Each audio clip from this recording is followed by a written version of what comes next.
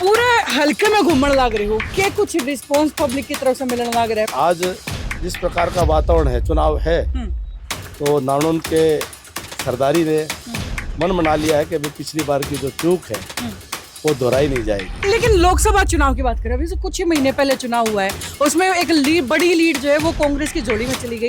अब किस मजबूते, किस कॉन्फिडेंस के साथ जो है कैप्टन अभिमन्यु कहते हैं कि भाई अब की बार वो लोकसभा वाली जीत जो है वो पलट जाएगी, अब की बार बीजेपी के खाते में? 2014 में भी इतनी ही लीड से जो है ना हम हारे थे, इतने ही मार्जिन से हमारा स्वर्ण ठीक हो रहा है, बहुत बढ़िया मार्जिन से यहाँ जीत होगी दोबारा। पिछली बार जो चुनाव लड़ा था उसमें दादा गौतम जो उड़ते विधायक भी बने थे, अमित शाह भी आपने चुनाव लड़ा, ये पीछे एक मंच पर देखे गए, राप्ती बड़ा लकी बताने लग रहे थे। तो दादा गौतम के पार्टी में आने से कितना कुछ फायदा आपने मिलने वाला है, आपकी पार्टी ने मिलना?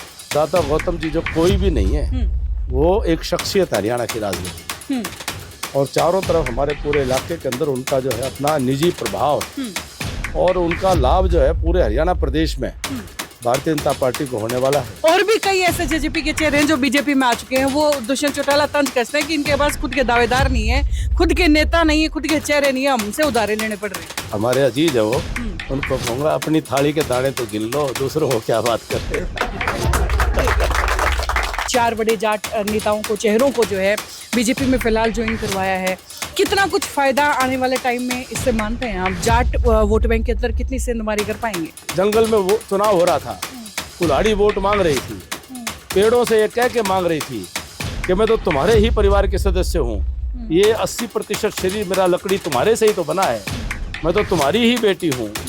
तो कुल्हाड़ी पेड़ों के वोट लेती रही और कुल्हाड़ी पेड़ों ने जिता दी, और उस कुल्हाड़ी ने उन पेड़ों को ही खत्म करके जंगल को साफ कर दिया। जो जात पात के नाम पर वोट लेता है वो अपने ही परिवार का नुकसान करता, हित करता है। अब हकीकत क्या है? वाकई प्रत्याशियों के नाम को लेकर के चर्चाएं हैं या सिर्फ इंतजार है कि भाई अगली पार्टी का प्रत्याशी कौन होगा, उसके ऊपर नेले के ऊपर देला देना? हकीकत के है, लिस्ट आने में देरी क्यों है? हमारी तो 90 कमल के फूल आए हुए हैं, तो कांग्रेस में हो रही है कौन सा परिवार की कितनी लड़ाई जो है, वो गुट इतना, वो गुट उनकी खींचताने हैं, तो उनके यहाँ दिक्कत है, हमारे तो कोई दिक्कत ही नहीं है। कमल का फूल आएगा और हम सब जो है लगे हुए हैं। अब की बार ऐसी कौन सी वो प्रोजेक्ट्स रह गए, ऐसा कौन सा वो काम रह गया, कोई मन का मलाल पिछली बार कर रहा हुआ कि अब की बार बनते हैं तो नारनौंद में क्या करवाएंगे कैप्टन जी? एक मलाल तो ये है कि भाई मेरे हल्के का विकास का जो काम, जो पहिया आगे चल रहा था, वो पिछले 5 साल के अंदर वो रुक गया, दुर्भाग्य से रुक गया।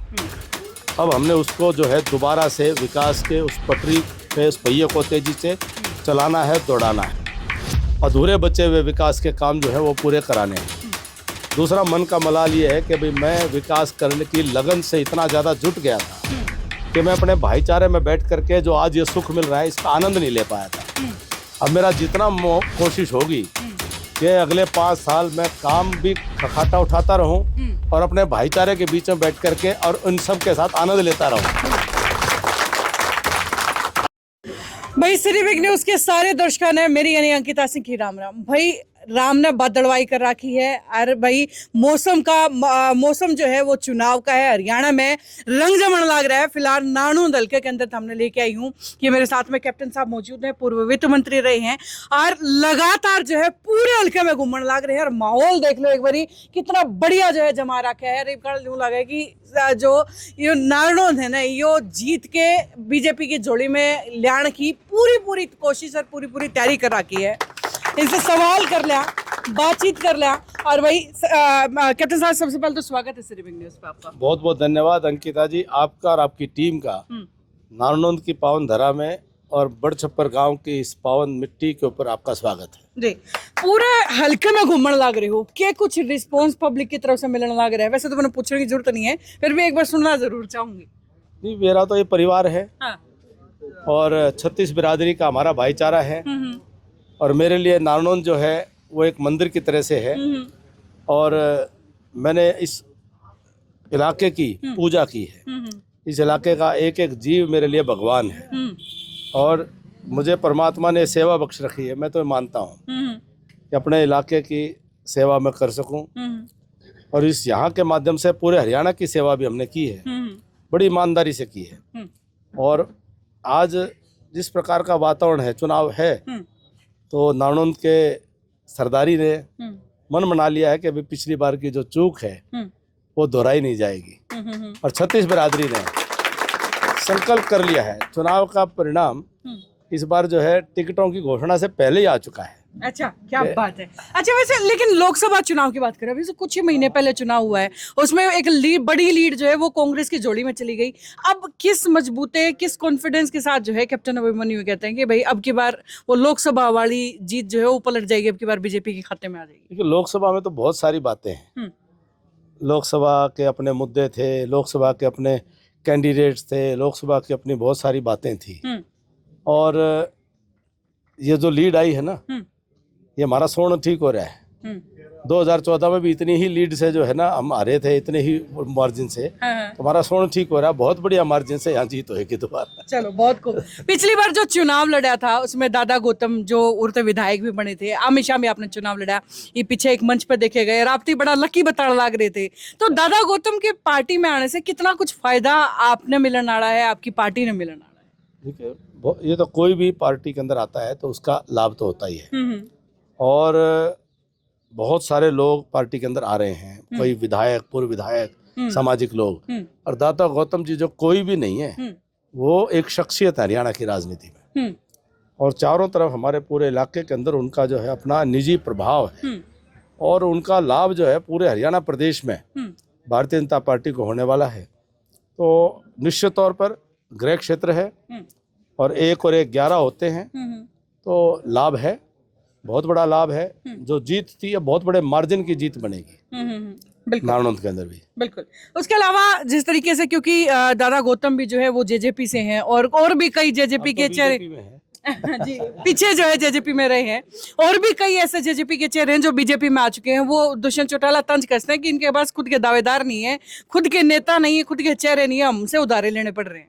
उनको, हमारे अजीज है वो, उनको कहूँगा अपनी थाली के दाने तो गिन लो, दूसरों को क्या बात कर रहे हैं। अभी क्योंकि बीजेपी का हरियाणा में जाट वोट बैंक जो है वो बड़ी कमजोरी मानी जाती है, लगातार उसे साधने की कोशिश कर रही है। 4 बड़े जाट नेताओं को, चेहरों को जो है बीजेपी में फिलहाल ज्वाइन करवाया है। कितना कुछ फायदा आने वाले टाइम में इससे मानते हैं आप? जाट वोट बैंक के अंदर कितनी सेंधमारी कर पाएंगे? देखिए, हम तो छत्तीस बिरादरी की बात करते हैं। छत्तीस बिरादरी में सब वर्ग आएंगे, सर्व समाज की बात करते हैं जी। पंचकुला से लेकर के पलवल तक सबकी बात करते हैं। और भारतीय जनता पार्टी ने 10 वर्षों में किसान के साथ बड़ी ईमानदारी से 24 फसलों पर एमएसपी की घोषणा हुई है। बाजरा जो कभी 1000 रुपये पिटा करता था, आज बाजरा 2600 रुपये बिकता है। सरसों जो है वो 5,500-6 हज़ार रुपये का भाव सरसों का मिलता है। तो पूरे मुआवजा जो है खुल करके, जो कांग्रेस की सरकार में, हुड्डा सरकार में 2-2, 3-3 रुपये के चेक मिलते थे, हमने जो है हजारों करोड़ रुपए का मुआवजा किसानों को, फसल की थोड़ी सी बदली भी हुई तो हमने किसान के नुकसान को उसका मुआवजा दिया। किसान को कांग्रेस की सरकार के समय में जो खाद भी लेनी पड़ती थी तो थानेदार के, एसएचओ के थाने से उसको खाद की और धारा 144 लगा देते थे। अब खाद की कोई लाइन लगी और खाद पूरी मिली। किसान को उसकी फसल के दाम और उसकी फसल की जो कीमत है, मूल्य है, वो कई महीने पेंडिंग रहता था, अब सीधे बैंक से खाते में आता है। तो एक बड़ी अच्छी नीति हमेशा अपनाई। और नौकरियां ईमानदारी से, किसी के किले नहीं बिकवाए, किसी के जो है जेवरात कोई नहीं रखवाए, ना जात देखी ना पात देखी।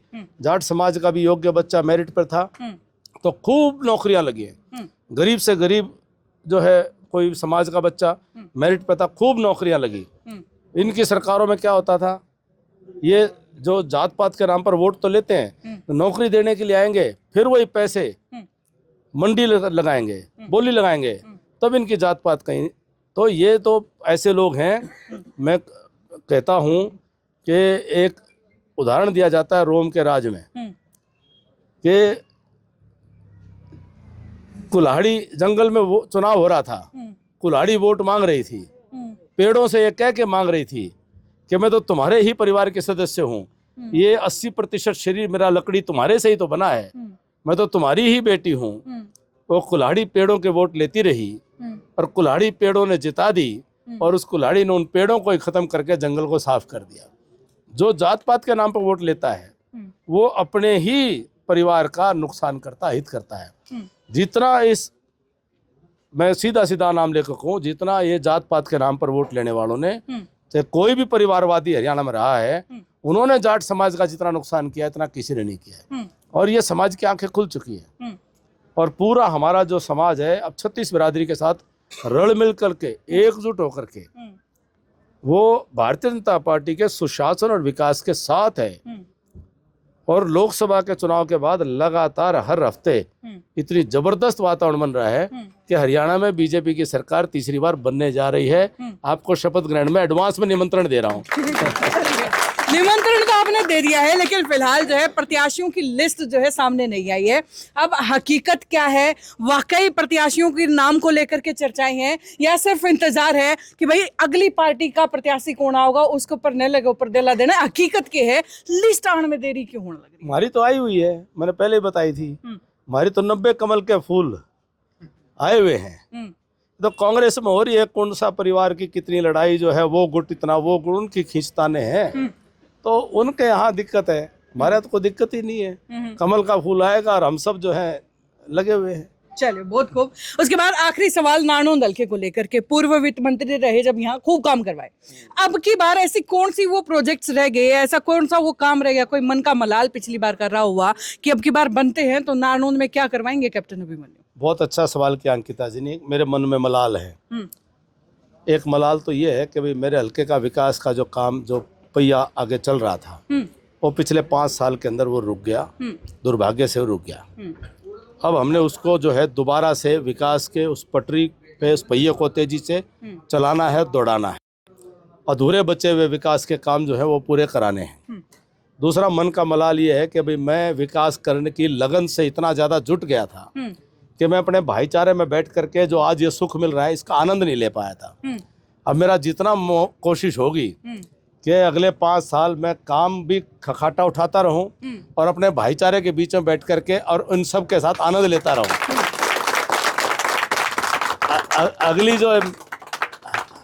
अगली जो मेन बात है, भाईचारे में बैठ के मौज लूंगा, भाईचारे के साथ प्यार बांटूंगा, प्यार लूंगा। बचा हुआ विकास का काम पहले से भी तेज गति से, हिसाबी आदमी हूं, पिछला 5 साल का पूरा जो है वसूल करूंगा और सुधा ब्याज वसूल करूंगा। लेकिन जो मेन बात है वो ये है कि जो पिछले 5 साल का मेरा सपना था कि जिस लगन से मैंने विकास किया था, विकास का खखाटा उठाया था, उस लगन से मैं अपने इलाके के अंदर अगले 5 साल में रोजगार का खखाटा उठाने वाला हूँ। रोजगार का बहुत बहुत शुक्रिया आपका हमारे साथ जुड़ने के लिए। बहुत बहुत धन्यवाद अंकिता। तो भाई ये है मेरे साथ कैप्टन अभिमन्यु, पूर्व वित्त मंत्री रहे हैं और एक बार फिर से जो है तैयारी कर रहे हैं कुछ बड़ा कमाल, कुछ बड़ा धमाल करने की। अब तो भी सियासी तस्वीरें आगे की होंगी वो तो हमने दिखाते रहेंगे। जुड़े रहिए सिटी बिग न्यूज़ से। राम राम। एक बार फिर से आपका बहुत बहुत धन्यवाद। बहुत बहुत धन्यवाद अंकिता जी।